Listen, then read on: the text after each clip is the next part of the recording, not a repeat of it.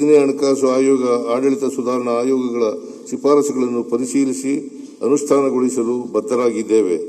ಕರ್ನಾಟಕ ಮಾಹಿತಿ ಮತ್ತು ಜೈವಿಕ ತಂತ್ರಜ್ಞಾನ, ಸ್ಟಾರ್ಟ್ಅಪ್, ಎಲೆಕ್ಟ್ರಾನಿಕ್ಸ್, ಏರೋಸ್ಪೇಸ್ ಕ್ಷೇತ್ರಗಳಲ್ಲಿನ ಸಾಧನೆಗಳ ಜಾಗತಿಕ ಹೂಡಿಕೆ ಮತ್ತು ಪ್ರತಿಭೆಗಳನ್ನು ಸೆಳೆಯುತ್ತಿವೆ. ಬಿಯಾಂಡ್ ಬೆಂಗಳೂರು ಪರಿಕಲ್ಪನೆಯ ಹೆಚ್ಚಿನ ಬಂಡವಾಳವನ್ನು ಆಕರ್ಷಿಸುತ್ತಿದೆ. ರಾಜ್ಯವು ರೂಪಿಸಿರುವ ಹೊಸ ಕೈಗಾರಿಕಾ ನೀತಿಯಿಂದ ಹಂತ 2, ಹಂತ 3 ನಗರಗಳಲ್ಲಿಯೂ ಅಭಿವೃದ್ಧಿ ಸಾಧ್ಯವಾಗಲಿದೆ. ರಾಜ್ಯದ ಸರ್ವಾಂಗೀಣ ಅಭಿವೃದ್ಧಿಗೆ ನಮ್ಮ ಸರ್ಕಾರವು ಶಕ್ತಿ ಮೀರಿ ಪ್ರಯತ್ನಿಸುತ್ತಿದ್ದರೂ ಕೇಂದ್ರ ಸರ್ಕಾರವು ಒಕ್ಕೂಟ ತತ್ವದ ಸಾಂವಿಧಾನಿಕ ನಿಯಮಗಳನ್ನು ಪಾಲಿಸದೆ ರಾಜ್ಯಕ್ಕೆ ನಿರಂತರ ಅನ್ಯಾಯವೆಸಗುತ್ತಿದೆ. ಕೇಂದ್ರ ಪುರಸ್ಕೃತ ಯೋಜನೆಗಳಲ್ಲಿ ತನ್ನ ಪಾಲಿನ ಕಡಿತ, ಕೇಂದ್ರದ ಯೋಜನೆಗಳಲ್ಲಿ ತಾರತಮ್ಯ, 15ನೇ ಹಣಕಾಸು ಆಯೋಗದ ಶಿಫಾರಸುಗಳಿಂದ ತೆರಿಗೆ ಹಂಚಿಕೆಯಲ್ಲಿನ ಅನ್ಯಾಯ, ಅದೇ ಆಯೋಗವು ಮಾಡಿದ್ದ ವಿಶೇಷ ಶಿಫಾರಸುಗಳನ್ನು ಕೇಂದ್ರ ಸರ್ಕಾರ ಅನುಷ್ಠಾನ ಮಾಡದ ಕಾರಣ ಉಂಟಾದ ಆರ್ಥಿಕ ನಷ್ಟ ಮತ್ತು ಜಿಎಸ್ಟಿ ದರಗಳನ್ನು ತರ್ಕಬದ್ಧಗೊಳಿಸುವ ಅಕಾಲಿಕ ನಿರ್ಧಾರದಿಂದ ರಾಜ್ಯದ ಬೊಕ್ಕಸದ ಮೇಲೆ ಬಿದ್ದ ಹೆಚ್ಚುವರಿ ಹೊರೆ ಮತ್ತು ಒತ್ತಡಗಳನ್ನು ನಿಭಾಯಿಸುವುದು ಸವಾಲಿನ ಕೆಲಸವಾಗಿದೆ. ಮಹಾತ್ಮ ಗಾಂಧಿ ರಾಷ್ಟ್ರೀಯ ಗ್ರಾಮೀಣ ಉದ್ಯೋಗ ಖಾತ್ರಿ ಯೋಜನೆಯನ್ನು ಕೇಂದ್ರ ಸರ್ಕಾರವು ವ್ಯವಸ್ಥಿತವಾಗಿ ದುರ್ಬಲಗೊಳಿಸಿರುವುದರಿಂದ ಜನರ ಉದ್ಯೋಗದ ಹಕ್ಕುಗಳು ಮೊಟಕಾಗಲಿವೆ ಮತ್ತು ರಾಜ್ಯಗಳ ಆರ್ಥಿಕ ಹೊರೆ ಇನ್ನಷ್ಟು ಹೆಚ್ಚಲಿದೆ. ಈ ಕಾರಣಗಳಿಂದ ರಾಜ್ಯದ ಹಿತಾಸಕ್ತಿಗಾಗಿ ಪಕ್ಷಾತೀತವಾಗಿ ಎಲ್ಲರೂ ಒಗ್ಗೂಡಿ ಕೇಂದ್ರ ಸರ್ಕಾರದ ಮೇಲೆ ಒತ್ತಡ ಹೇರಲೇಬೇಕಾಗಿದೆ. ರಾಜ್ಯದ ಸರ್ವಾಂಗೀಣ ಅಭಿವೃದ್ಧಿಗೆ ಪೂರಕವಾದ ಯೋಜನೆಗಳನ್ನು ರೂಪಿಸಿ ಅನುಷ್ಠಾನಗೊಳಿಸುವ ನಮ್ಮ ಸಂಕಲ್ಪವನ್ನು ದೃಢಪಡಿಸುತ್ತದೆ. ಕೇಂದ್ರ ಸರ್ಕಾರದ ಅಸಹಕಾರದ ನಡುವೆಯೂ ಆರ್ಥಿಕ ಬೆಳವಣಿಗೆಯೊಂದಿಗೆ ವಿತ್ತೀಯ ಶಿಸ್ತು ಪಾಲಿಸಲು ಸಾಧ್ಯವಾಗಿರುವುದು ನಮ್ಮ ಆಡಳಿತದ ವಿಧಾನದ ಮಾದರಿಯಾಗಿದೆ. ಈ ಆಯವ್ಯಯವು ನಾಡಿನ ಉಜ್ವಲ ಭವಿಷ್ಯವನ್ನು ಕಟ್ಟುವ ದೃಷ್ಟಿಯಿಂದ ರೂಪಿತವಾಗಿದೆ. ನಾಡಿನ ಅಭಿವೃದ್ಧಿಗೆ ಪಕ್ಷಾತೀತವಾಗಿ ಶ್ರಮಿಸುವುದು ನಮ್ಮೆಲ್ಲರ ಹೊಣೆಯಾಗಿದೆ. ನ್ಯಾಯವು ನಮ್ಮ ಪರವಾಗಿರುವಾಗ ಈ ಹೋರಾಟದಲ್ಲಿ ನಾವು ಸೋಲಲು ಸಾಧ್ಯವೇ ಇಲ್ಲ. ಈ ಹೋರಾಟವು ನನಗೆ ಹರ್ಷದಾಯಕ ಸಂಗತಿಯಾಗಿದೆ. ಇದು ಪರಿಪೂರ್ಣ ಅರ್ಥದಲ್ಲಿ ಆಧ್ಯಾತ್ಮಿಕವಾದ ಹೋರಾಟವಾಗಿದೆ. Doctor BR Ambedkar. ರಾಜ್ಯದ ಆರ್ಥಿಕತೆ.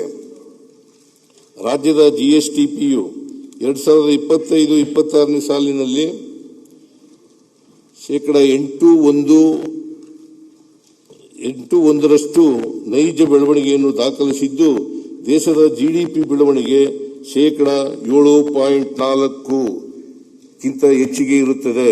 ಆರ್ಥಿಕತೆಯಲ್ಲಿನ ಈ ಸದೃಢ ಬೆಳವಣಿಗೆಯು ರಾಜ್ಯದ ಎಲ್ಲ ವಲಯಗಳ ಸಮಗ್ರ ಬೆಳವಣಿಗೆಯಿಂದ ಸಾಧ್ಯವಾಗಿದೆ.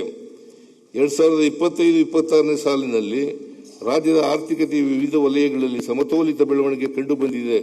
ಉತ್ತಮ ಮುಂಗಾರಿನಿಂದಾಗಿ ಕೃಷಿ ಕ್ಷೇತ್ರದಲ್ಲಿ 9.1%, ಕೈಗಾರಿಕಾ ವಲಯದಲ್ಲಿ 6.7% ಹಾಗೂ ಸೇವಾ ವಲಯದಲ್ಲಿ 8.1% ಬೆಳವಣಿಗೆ ದಾಖಲಿಸಿದೆ. ಸರ್ಕಾರವು ಹೆಚ್ಚಿಸಿದ ಬಂಡವಾಳ ಹೂಡಿಕೆಯ ಜೊತೆಗೆ ಖಾಸಗಿ ಹೂಡಿಕೆಯಲ್ಲಿನ ಹೆಚ್ಚಳವು ರಾಜ್ಯದ ಒಟ್ಟಾರೆ ಆರ್ಥಿಕ ಬೆಳವಣಿಗೆಗೆ ಉತ್ತೇಜನ ನೀಡಿದೆ. 2025-26ನೇ ಮೊದಲಾರ್ಧದಲ್ಲಿ ರಾಜ್ಯಕ್ಕೆ 9.4 ಬಿಲಿಯನ್ ಅಮೆರಿಕನ್ ಡಾಲರ್ಗಳಷ್ಟು ವಿದೇಶಿ ಹೂಡಿಕೆಯಾಗಿರುತ್ತದೆ.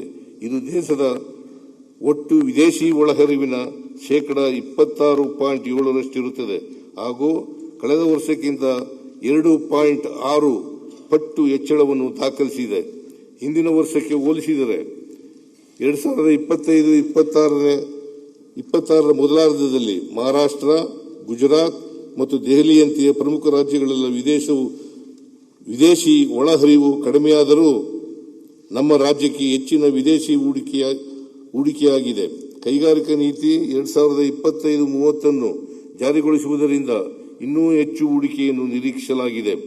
ಭಾರತದಲ್ಲಿ ಜಾಗತಿಕವಾಗಿ ಸಮೀಕೃತವಾಗಿರುವ ರಾಜ್ಯ ಆರ್ಥಿಕತೆಗಳಲ್ಲಿ ಕರ್ನಾಟಕವು ಒಂದಾಗಿದೆ.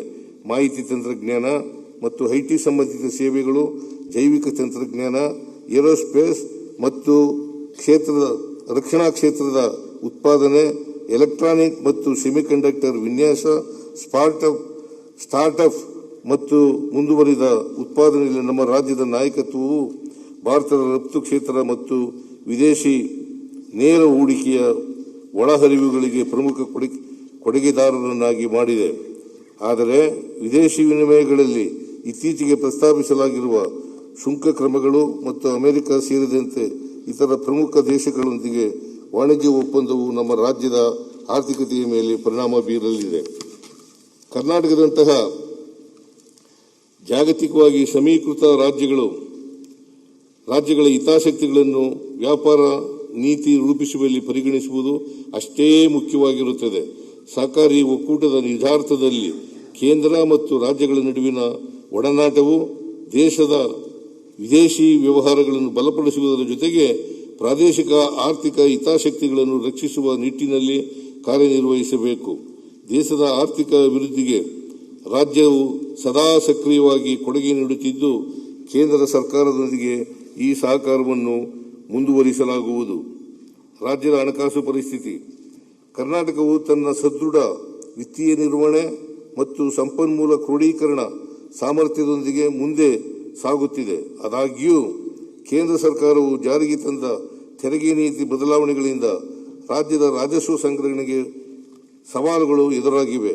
ಈ ಸವಾಲುಗಳ ನಡುವೆಯೂ ನಮ್ಮ ಸರ್ಕಾರವು ಕೈಗೊಂಡ ಪರಿಣಾಮಕಾರಿ ಸಂಪನ್ಮೂಲ ಕ್ರೋಢೀಕರಣ ಕ್ರಮಗಳ ಫಲವಾಗಿ ರಾಜ್ಯದ ಸ್ವಂತ ರಾಜಸ್ವ ಸಂಗ್ರಹಣೆಯಲ್ಲಿ ಸ್ಥಿರತೆ ಸಾಧಿಸಲಾಗಿದೆ. 2024-25 ರಾಜಸ್ವ ಸಂಗ್ರಹಣೆಗೆ ಹೋಲಿಸಿದರೆ 2025-26 ಪುರಸ್ಕೃತ ಅಂದಾಜುಗಳಲ್ಲಿ ರಾಜ್ಯದ ಸ್ವಂತ ರಾಜಸ್ವವು 8.3% ಬೆಳವಣಿಗೆ ದಾಖಲಿಸಿದೆ. ಸರಕು ಮತ್ತು ಸೇವಾ ತೆರಿಗೆ ಅಂದರೆ ಜಿಎಸ್ಟಿ ರಾಜ್ಯದ ತೆರಿಗೆ ಆದಾಯದ ಪ್ರಮುಖ ರಾಜಸ್ವವಾಗಿದೆ. ರಾಜ್ಯದ ಸ್ವಂತ ತೆರಿಗೆ ರಾಜಸ್ವದಲ್ಲಿ ಜಿಎಸ್ಟಿ ರಾಜಸ್ವವು 43% ಪಾಲು ಹೊಂದಿದೆ. ಜಿಎಸ್ಟಿ ರಾಜಸ್ವ ಸಂಗ್ರಹಣೆಯಲ್ಲಿ ಕರ್ನಾಟಕವು ದೇಶದಲ್ಲಿಯೇ 2ನೇ ಸ್ಥಾನದಲ್ಲಿದೆ. ಕೇಂದ್ರ ಸರ್ಕಾರವು ಆರ್ಥಿಕ ವರ್ಷದ ಮಧ್ಯದಲ್ಲಿ ಅನಿರೀಕ್ಷಿತವಾಗಿ ಜಿಎಸ್ಟಿ ದರ ತರ್ಕಬದ್ಧಗೊಳಿಸಿದ್ದರಿಂದ ರಾಜ್ಯದ ರಾಜಸ್ವ ಸಂಗ್ರಹಣೆಯು ಮತ್ತಷ್ಟು ಇಳಿಕೆಯಾಗಿದೆ. 2025-26 ಸಾಲಿನಲ್ಲಿ ಜಿಎಸ್ಟಿ ತರ್ಕಬದ್ಧಗೊಳಿಸುವಿಕೆಗೂ ಮುನ್ನ ರಾಜ್ಯದ ಸರಾಸರಿ ಮಾಸಿಕ ಜಿಎಸ್ಟಿ ರಾಜಸ್ವ ಸಂಗ್ರಹಣೆಯು 10% ಬೆಳವಣಿಗೆಯನ್ನು ದಾಖಲಿಸಿತ್ತು. ಆದರೆ ದರ ತರ್ಕಬದ್ಧಗೊಳಿಸುವಿಕೆಯ ನಂತರ ಜಿಎಸ್ಟಿ ಸಂಗ್ರಹಣೆಯ ಮಾಸಿಕ ಬೆಳವಣಿಗೆಯು 4% ಕಡಿಮೆಯಾಗಿದೆ. ಪ್ರಸ್ತಾವಿತ ದರ ಪರಿಷ್ಕರಣೆಯಿಂದ ಪ್ರಸಕ್ತ ಸಾಲಿಗೆ ರಾಜ್ಯದ ಜಿಎಸ್ಟಿ ಸಂಗ್ರಹಣೆಯ ಅಂದಾಜು 10,000 ಕೋಟಿ ರೂಗಳ ಕೊರತೆ ಉಂಟಾಗಿದೆ. ಮುಂದಿನ ವರ್ಷದಲ್ಲಿ 15,000 ಕೋಟಿ ರೂಗಳ ರಾಜಸ್ವ ಕೊರತೆಯನ್ನು ಅಂದಾಜಿಸಲಾಗಿದೆ.